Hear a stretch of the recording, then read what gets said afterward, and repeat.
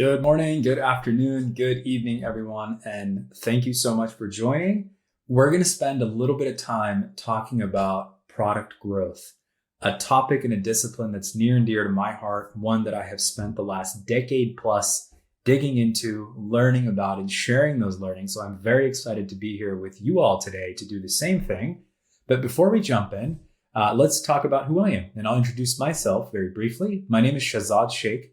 I am the head of growth product management at Asana today. And prior to Asana, I spent a number of years at Meta doing the same thing, product management, leading product growth teams and driving growth at scale. I am also the executive in residence at Product School, partnering with the team to develop a new certification called the Product Growth Certification, which we'll talk about in just a second. But I'm very excited to dig into product growth. Now, before we jump in, a very quick plug on the product growth certification. We have spent the last months developing a best-in-class certification to really dig into the details and the nuances of product growth. We go into real-world strategies, examples, field and battle-tested things that work, that don't work, and really how do you drive acquisition, engagement, retention, and funnel throughput at scale. We dig into advanced experimentation. We talk about what works and what doesn't. We have activities and discussion points, and we're spending 15 hours really digging in so that you walk away understanding product growth, but also knowing how to go back and really dig in on whatever product you're working on to drive sustainable distribution and growth. So please, if you're interested in digging into the first cohort, I will be the one teaching it. Please go ahead and to Product School and sign up for class number 1. I'm excited to see you there. All right, let's jump into today's agenda. We're going to talk about 4 very specific things. The first thing is this word called product-led growth, or PLG, and why it's the new industry standard, what it is, and I'm sure you all have seen it and heard it before. What exactly is it, and why is it such a hot thing that works today? And second, equally as important, is talking about what product growth is not. What are the myths and misconceptions that really need to be squashed about product growth? Third, we'll talk about some strategies, some high-level tactics to really drive sustainable growth. And fourth, it's important to talk about growth teams, their effectiveness, their impact, and why they have a positive ROI for the business. All right, let's jump in and first talk about product-led growth. Okay, PLG is a strategy that really positions itself as the primary driver of acquisition, expansion, retention, you name it. The work that happens to grow a product, the product does itself. And that is the essence of PLG. And what that does is really contrast against what you would consider traditional sales-heavy approaches for software that used to exist and that continue to exist. And PLG now shifts the focus to the product experience that guides users through self-service journeys and really reduces the reliance on sales and marketing to grow and see adoption of your product and then drive distribution of that product at scale. Now, where did PLG come from? And you can sit and argue in a number of ways where PLG come from, but you can trace it all the way back to about 2007, where none other than Facebook pioneered arguably the first ever dedicated growth team. And this growth team was unique in the sense that they didn't have a product that they were necessarily working on improving, and rather their product was a metric. They had to drive up engagement across the board and figure out how to tweak the experience from when you maybe land on the product all the way through going through understanding how the product works, to repeat visitation, to repeat engagement, to pulling you back into the product. And they were laser focused on figuring out things like engagement, retention, growth loops, virality. And this started to catch on. If you kind of see across Silicon Valley and other tech companies, Facebook pioneered what's considered the dedicated growth team of tech, and other larger tech giants started to catch on and do the same thing. And that kind of gave birth to PLG, which has been around for a number of years now, but has caught a lot of traction over the last, I would say, 5 to 10, because it works, because it's so scalable and it's so efficient. There's a few things to PLG that I want to highlight, maybe essential components that you should know of. One is the freemium model, right? This offers users kind of free access to basic features and encourages them to upgrade. So it's almost like a, hey, try before you buy type of thing. And PLG really pushes that to make sure that, hey, we know the product experience is so strong and it's so engaging that users are going to go through it and then be willing to pay for the next tier or whatever you want to sell to that user, or the way you want to monetize your product. The second is self-serve funnels become so important in the sense that this allows users to explore and purchase without needing sales interaction. The product is effectively the salesperson. It's selling itself. And the third that I would say is sometimes overlooked in the world of PLG, but I would argue is one of the most important factors of any effective PLG strategy, and that's seamless onboarding and effective user education. So onboarding users quickly to help them experience that product value and then stick around, making sure that the product is doing that for users immediately and they're seeing the value from that immediately. So just a few kind of tidbits of what you would consider PLG. I mean, think back to some product that you trialed and you decided to pay for. It likely had pieces from all three of these components. Okay, let's talk about how PLG works, or what exactly the mechanics of PLG is. So note that PLG leverages the product to drive growth to the product. And there's a few different mechanisms that are happening inside of PLG. The first, and I would argue the most important, is this idea of a growth loop. And what a growth loop is really this self-sustaining mechanism that continues to spin and ensure that at every touch point in the product experience, something is happening to drive growth in that area. Now, you could think about traditional funnels, which are things that are maybe linear journeys that a customer will go through or a user will go through. Within those funnels, there are growth loops. So as an example, and you can kind of see that the graphic on the screen here is that imagine that you're onboarding to a new product and it's for work, a B2B product. And when you jump into that product, you are being guided through exactly what you should do, how you should use the product, why it's valuable to you. You're going through a funnel. And ideally, you make it to the end of that funnel until you stop and step into the next funnel. But within that funnel, you might see a growth loop.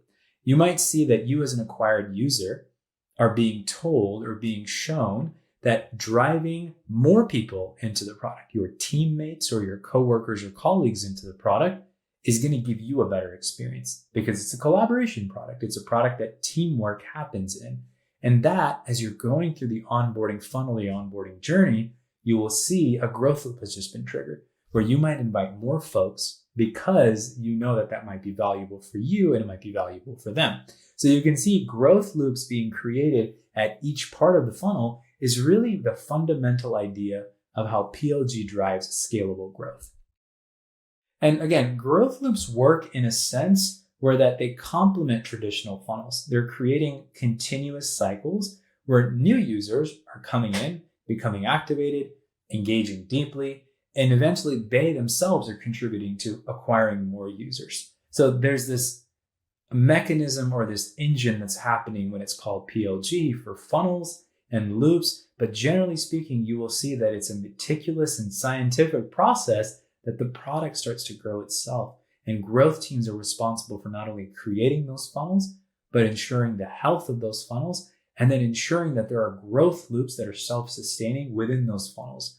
And that's a lot of information, but just as a quick primer to where PLG is rooted, it's in funnels and in loops, and the product sells and grows itself as a result. Now, I think it's important to also talk about why PLG is table stakes. PLG is not a luxury anymore. It is table stakes for both B2B and B2C SaaS. Now, number one is because users almost expect self-serve. They expect immediate access and immediate value from products. Second, products have to scale quickly to stay competitive. Distribution is much easier now. You can get into the hands of users as fast as you want to, but it's very competitive. They have a lot of options, and you need to make sure that you have a strong self-serve PLG motion so that they use your product over competitors. They get to your product first before other competitors, and they see value in it, so they stick to it. Third, I would say is that personalization and habit formation through a product experience, especially in consumer, but I would argue also in B2B and products that you're using at work or for work. Now they're essential for retention. That's something that is almost expected for you to have in your product. And I would also argue that companies that don't embrace PLG are really risking falling behind in a competitive landscape where software is available at every turn, and the strongest products, the ones with the best product market fit, will fail without the right distribution. And PLG is arguably a table stakes go-to-market distribution strategy that every software company, every product-led company needs to lean into. So when you think about product managers, and I would assume that a number of you watching are product managers, the role has begun to evolve quite a bit.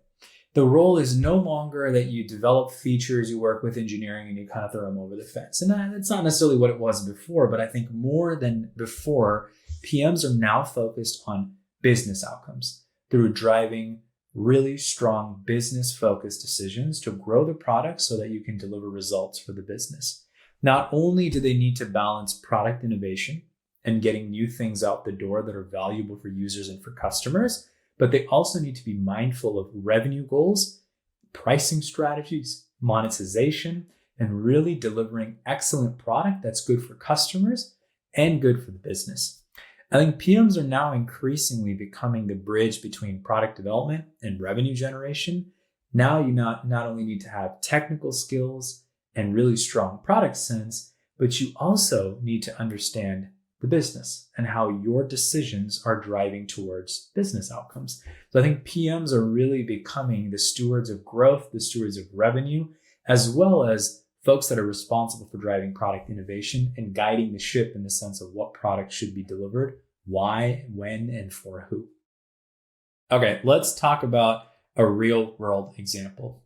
Let's assume you're a growth PM at Spotify and you would like to make sure that user engagement is healthy and you're shoring up retention. Well, how do you do that, right? When you look at some of the examples, it becomes so clear on what growth PMs do and why product growth is so effective.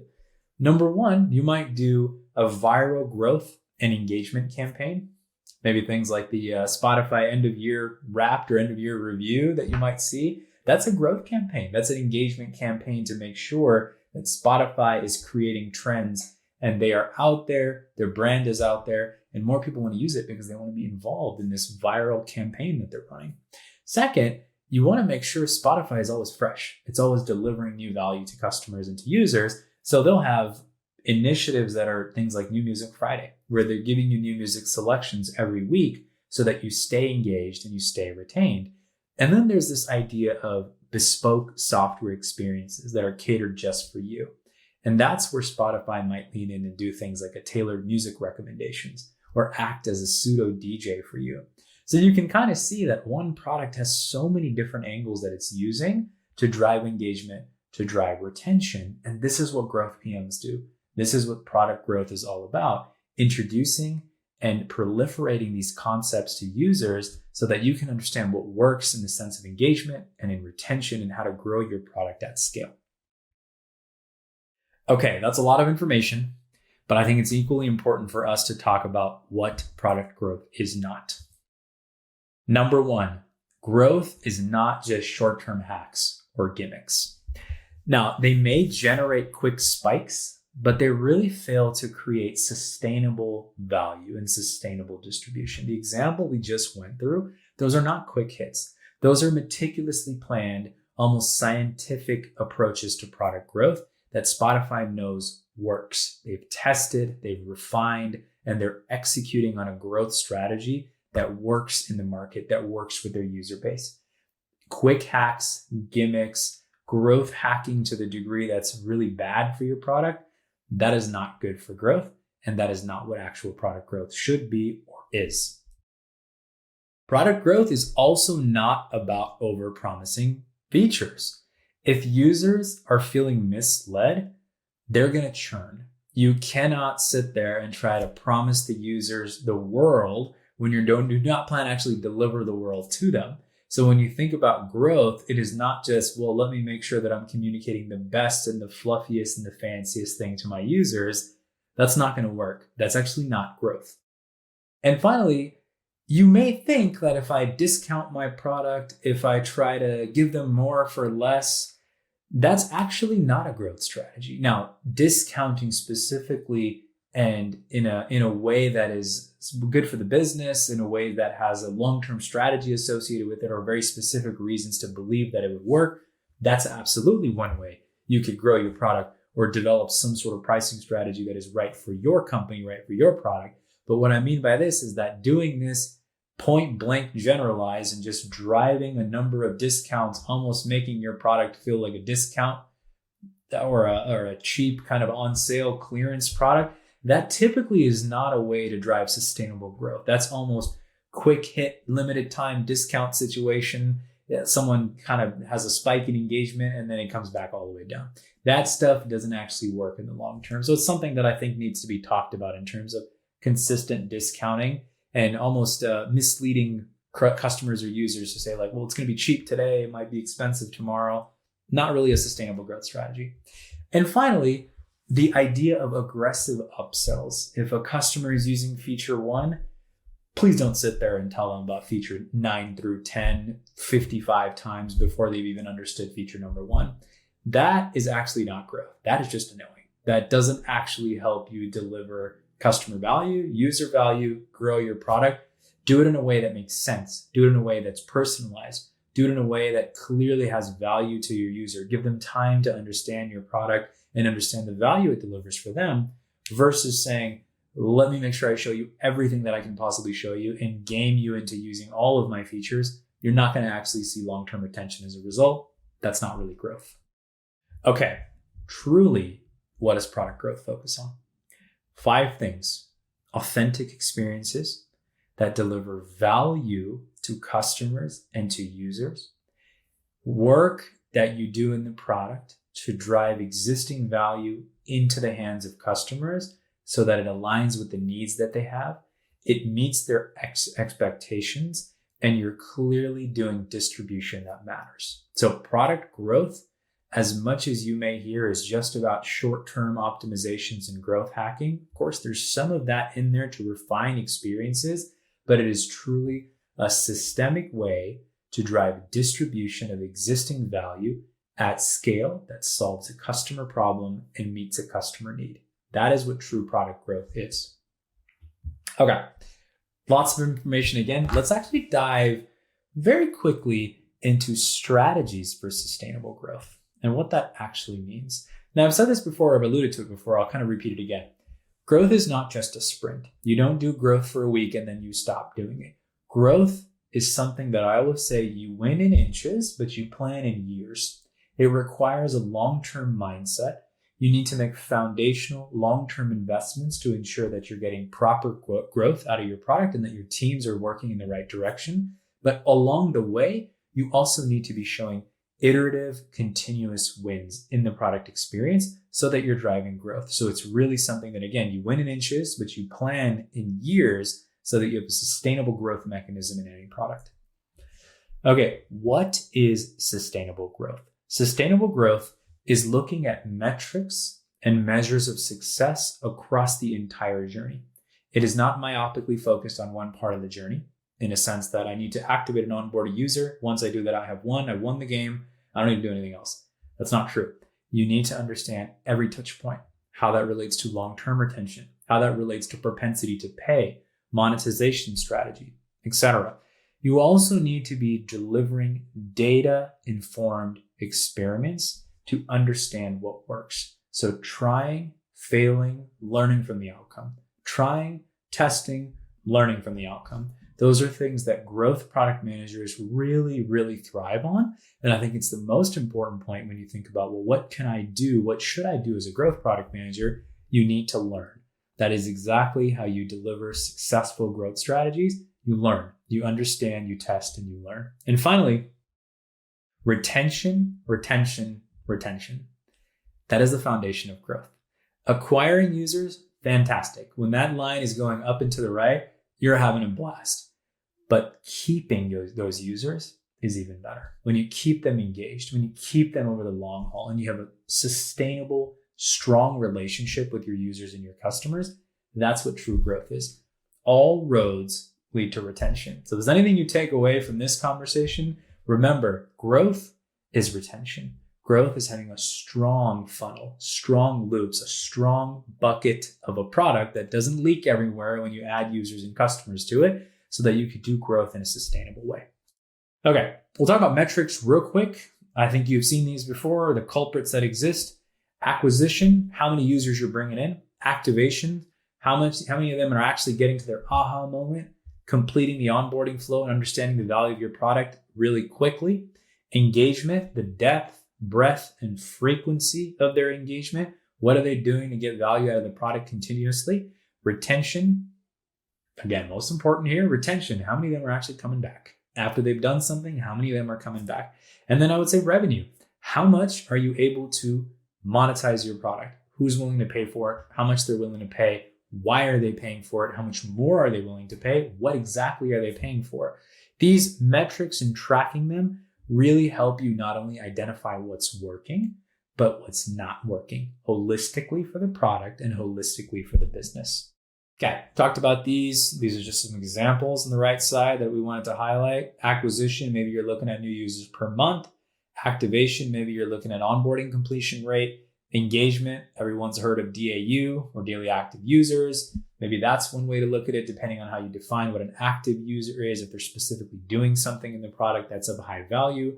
Referral, who are they telling their customer, they're telling the product about. Retention, again, we talked about that. And finally, revenue, dollars that you're putting in the bank through your product.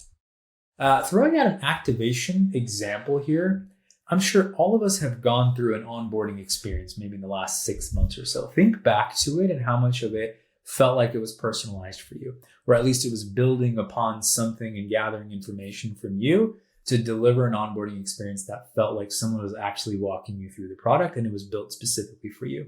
So optimized onboarding is really around, well, how are you customizing it? How many forks do you have in onboarding so that a specific user tribe trying to solve a specific problem is getting what they need out of it? How personalized is it for me as a user? What am I learning about the product as I go through the initial few screens? And then really showcasing the product's value, right? Like, I don't think this means sitting there and showing videos about everything your product can do, but like, what are the 3 or 4 things that you really want to show new users so that they can be wow, that your product can do that? How do you want them to start their journey so that they continue it over the long run? So really this idea of you looking at activation, maybe optimized onboarding is the way that you really want to focus. And you can imagine it might sound simple, but when you get in the weeds and you start understanding what customers want and what experiments are telling you, what the data is pointing you at, onboarding becomes this entire science that so many teams can work on to really make sure this experience is catered for every user and you're getting the outcomes you would like. They're getting the outcomes they would like. We talked about experiments a little bit, but I think it's really growth relies on continuous experimentation. You use data to test a number of approaches and then you measure the impact. You get real-time feedback at scale because the experiment data you get is nothing other than the proxy to customer value, right? The data that you're collecting, assuming you have clean data and you're measuring the right things, is really just an at-scale, quantifiable way for you to understand what your customers are telling you through numbers. So really, real-time feedback that you're getting from these experiments is enabling your team to iterate quickly and align the product in a way that users would like to see and they're getting value out of it. And then you kind of need a culture of experimentation, right? I don't think that's necessarily true everywhere. You need to develop that because in experimentation, not only are you celebrated and excited about the success and when an experiment does well, but you're equally as excited as when an experiment doesn't do well because you've received learnings. Now you have quality of learnings that you can make better decisions through as a result. We'll go back to my favorite topic. Retention is the foundation. Retention is the backbone to sustainable growth. Keeping users engaged is significantly more cost-effective for the business than acquiring new ones. And strong retention over time is increasing the lifetime value of your user, how much they're going to pay you over the long run, how sustained they're going to be in terms of engagement on your product, and really happy users, happy customers. That's what retention is. So I think this is, again, going back to what is the best thing I can do for my product? Deliver better retention. And that comes from a number of ways, but I think it's the most important thing to think about. Growth is retention. Retention is growth. Okay, let us talk about growth teams. We talked about PLG. We really quickly zipped through some strategies and important criticalities of growth and what exactly it means and how you might do some stuff.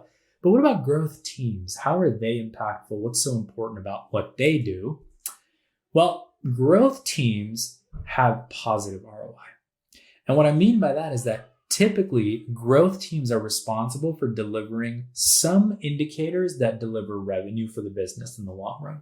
And what that means is that over time, whatever your growth team is costing you, typically they will make sure that they cover their own salaries, right? By delivering clear and tangible impact to the P&L, and then more. Once they get good, once they're able to scale, growth teams become ROI positive. And that you can't necessarily say that about every single product team, and that's okay because it's expected, but growth teams deliver revenue, and because of that, they're ROI positive. So I think growth teams are not a cost center, they're a revenue center or a financial net positive center, which is an awesome and exciting thing. Again, what do growth teams do to be so effective, to be actually ROI positive and drive impact to the P&L? Well, they look at metrics and they look at and understand deeply on what's working and what's not working in their product. So they understand and then they identify what could be improved. Where are things that maybe don't feel like they're really that well? There are drop-offs in the funnel. Certain growth loops are not healthy. Users are dropping engagement at this place. This specific type of user is not seeing the value that we think they should see. When they see trends and they have opportunities, they then figure out how to introduce tests to make that better. And that's how do you introduce high impact initiatives that are going to test some belief or some hypothesis that you have and then go put it out in the wild. And when you get those learnings back, you then iterate on them. Maybe it's good. You ship that experiment and it becomes an experience in the product, but you could do a little bit better. So then you have a follow-on experiment to it. Or you figure out a longer term vision or a longer term multi-step strategy because of something you learned through a series of experiments. So really, data is at the center of what growth does, both quantitative data and qualitative. And it's trying to figure out how do you drive success of the business through driving value to customers and driving distribution at scale, and doing that through rapid iterations and rapid experimentation. So today's market landscape is very important to talk about in the sense that, okay, why is growth so important? Why do we need to do growth? And why does it feel like growth is everywhere in the sense of growth PMs are being hired everywhere? It's such an important function.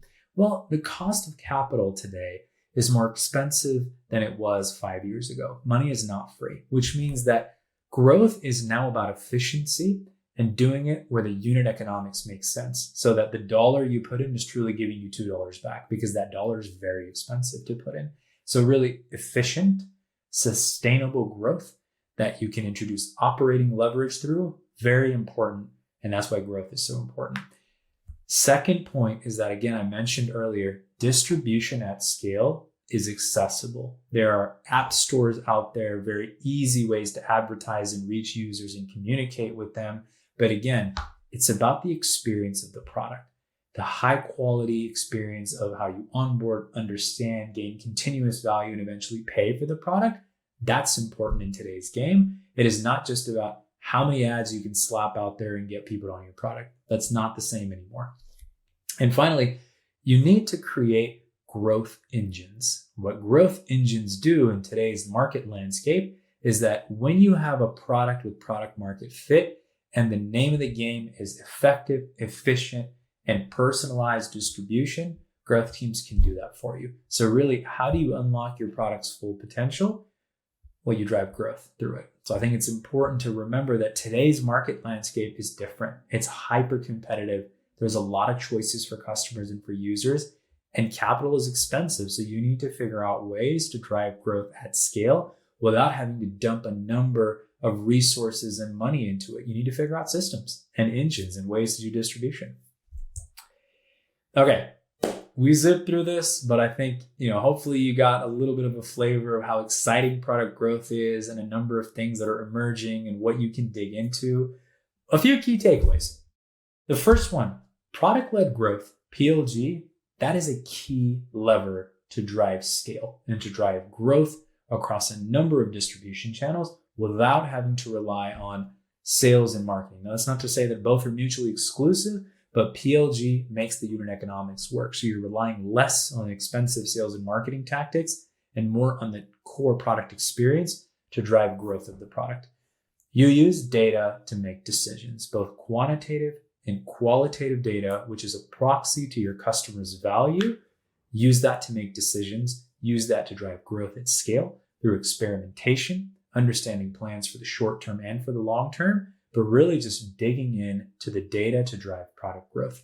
And finally, the PM role has changed. The PMs that will succeed are ones that are not only driven by product sense and innovation and delivering amazing things to customers, but also can do distribution and drive impact to the P&L and drive revenue for the business. The hybrid of those two things is what the market needs today, what the market is rewarding and what the market is demanding. So if you're a PM and you feel a little weak in one area or the other, it's time to step your game up, dig in a little bit, because driving product innovation, delivering that, and then growth at the same time for the business, that is the key components to being a strong and effective PM. I'm going to end here. If you loved this very quick zip through of product growth and you're very curious to learn about the nitty gritty and how we do things at scale, how we do things in some of the leading companies, sign up for the product growth certification. We are launching cohort number 1 very, very soon. I'm going to be the one that's teaching it, so you'll get to spend a lot of time with me. Hopefully that's a good thing. We're going to spend 15 hours together digging into all of these concepts that I just mentioned in grave detail with examples, with specific activities, with really, really interesting stories and things that have worked and that I have not. I'm very excited to jump in with you all. Go ahead and use the QR code on the screen or head to Product School's website and sign up for the Product Growth Certification cohort number 1.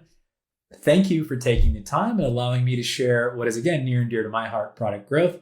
I hope you all enjoyed it. I hope you all took away some exciting stuff that made you excited about product growth. I will see you in Product Growth Certification cohort number 1. Thanks, everyone. Take care.